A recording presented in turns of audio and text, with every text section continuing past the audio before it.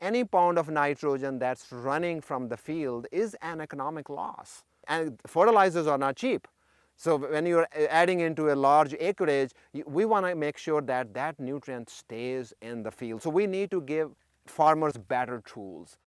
So I think the idea of nutrient use is that first we have to think, why are we adding nutrients in the fields, right? We have a huge population in the world. We are 8 billion people. We need to feed those people. So we need to produce more food. So how can we produce more food? By adding more nutrients into the field. One of the challenges with the nutrients is if they stay in the field that's behind me, it's perfect. But that's not how it works. So the whole idea about this project is to determine when and where the opportunity exists to reduce the losses and to keep more nitrogen and phosphorus in the crop production season.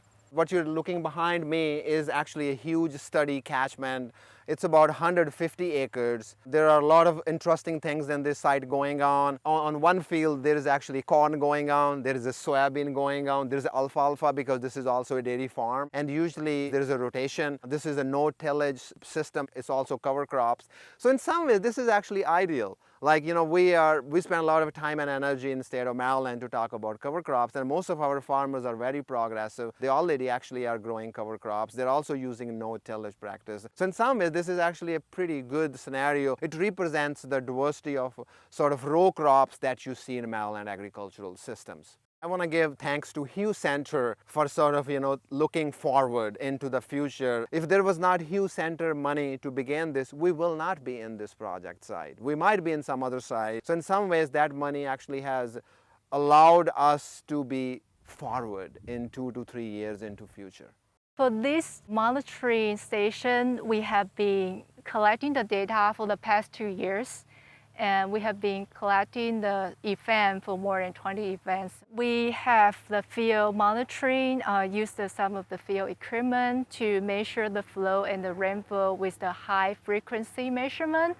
And we combined it with some of the state-of-the-art technology such as isotope, try to determine the sources for the nitrogen. So what we are trying to do here with some of the advanced sensors is actually get more high intensity, high resolution data so we can just see what happened in 5 minutes at the beginning of the storm, what happened in the middle, what happened at the end, because that's going to tell us different side of the story. Like a simple analogy will be, if it starts raining right now, the first water that's going to leave is the water that's going to fall in the ditch. After 10 minutes, the water that's actually falling next to the ditch sides, that's going to make it. Go 1 hour, the area next to the ditch will start draining. And then keep going, the area that's further from the ditch, and this is a 150-acre site, is going to take many hours for that water to come to the ditch.